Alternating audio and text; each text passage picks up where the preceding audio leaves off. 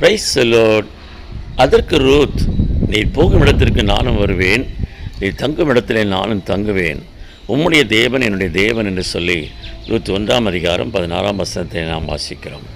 நகோமி தன்னுடைய மருமகள்களாகிய ரூத்தையும் ஓர்பாலையும் பிரிந்து போகும்படி சொன்ன பொழுது ஓர்பால் மனம் கசந்து அழுது கடந்து போனால், ரூத்தோ இந்த வார்த்தையை சொல்லி நகோமியை பின்பற்றினாள் என்று சொல்லி நாம் பார்க்கிறோம்.